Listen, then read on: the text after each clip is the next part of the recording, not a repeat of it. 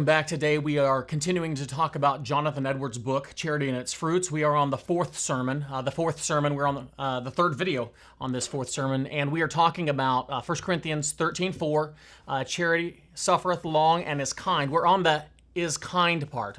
What does it mean to be kind? In the suffers long, it speaks about how we respond when people treat us poorly. On the is kind part, it's just the general idea that we are to be working for the good of others.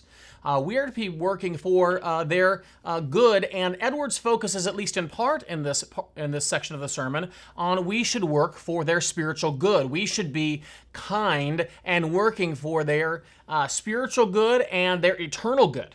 When we mentor someone, when we share the gospel with someone, when we counsel someone, when we give them, maybe they're struggling with temptation in a particular area, and we say, this is the way to battle that sin here, or this is the way to handle that relationship here. We take time out of our schedules, and we look at that person, and we speak those things, and we behave in those ways toward that person that will help them become strong spiritually. And this is an act of kindness on our parts, because our days could be taken up in all kinds of other ways. In many ways, we need our days taken up in other ways. We have work to do, we have responsibilities to take care of, bills to pay, and so on. And yet we do well to deal in kindness to those who are in need, and we especially show kindness when we work for their spiritual good.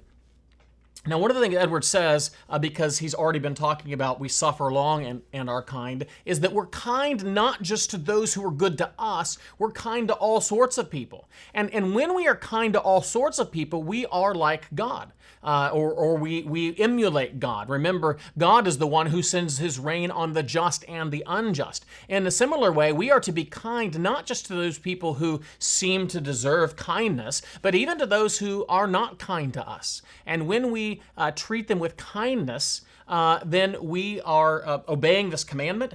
Charity is kind, and we're kind to all sorts of people.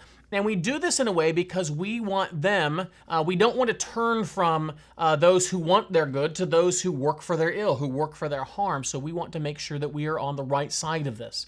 And what it means to be kind is to work for their own good. One other important thing when we speak about being kind to others is that we do it not because we expect them to give us something back, right? We ought not to be the sort of people that, well, I'll be kind to them so long as they are kind back to me. You know, I scratch your back, you scratch mine sort of a thing.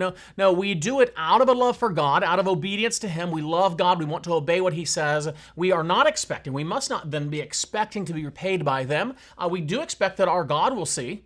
We do have good reason to hope that he will in fact reward us, but we ought not to be looking to men or women or whoever we treat with kindness and expect them to be kind back to us. We must not be working in this way just for our own good. And then one other thing that we want to say is we just want to be the kind of people who are happy when other people succeed. And this is hard for many of us. Many of us struggle with envy or some sort of jealousy. And yet, kindness means when I see you flourishing, it does my heart good. I'm happy to see you doing well. I'm happy to see you doing well in the Lord. We're not in a contest with each other.